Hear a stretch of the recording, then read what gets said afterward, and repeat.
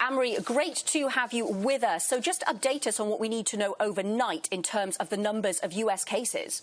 Yeah, we got that latest data from Johns Hopkins now with the U.S. overtaking China, where the outbreak began on the number of confirmed cases. Nearly 86,000 confirmed cases in the United States. Half of those are coming from New York State. New York is quickly and most definitely becoming the epicenter of the pandemic in the United States. Other hotspots, we're seeing a lot more numbers tick up in New Jersey as well as California. And on top of that as well, smaller hotspots like Michigan and Illinois. And to the north of us, Canada, their cases surged 72%. The concern, though, Nara, is that now this will accelerate even more in the United States. Yeah, the World Health Organization already talked about the U.S. becoming the epicenter. And meantime, yesterday, Anne-Marie, we were all focused on it. I know you were shocked by them as well, the devastating U.S. jobless claims numbers. And yet President Trump predicting the nation will get back to work pretty quickly. He's still talking about the end of lockdown by April 12th and Easter. How realistic is that?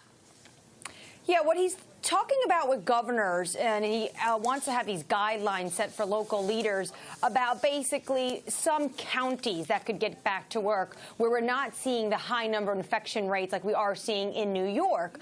Dr. Anthony Fauci, who is really leading the charge on the health front, he was saying in an interview on Instagram, actually, with Stephen Curry, that basically you treat New York City a little bit differently than you treat Nebraska. So basically, Trump wants to offer these guidelines on social distancing, and it's no reason why, Nara, you're talking about these devastating, just look at that chart, devastating unemployment jobless claims numbers. And you know what, Nara? Everyone I'm talking to says it can get even worse because some people couldn't even get on the line. And that's one of the reasons why when this number came out, it came out just about an hour or so after we heard from Jay Powell. And he didn't go on Bloomberg TV or CNBC. He went on the Today Show, Nara. He was clearly trying to reach a broad set of Americans who don't normally watch his press conference. And his message, which is quite different from Trump's, was that we cannot get Americans back to work as long as the virus is spreading. He said the virus is going to dictate that timetable. And Nara, his other big message to the American people was that the Fed is not out of ammunition.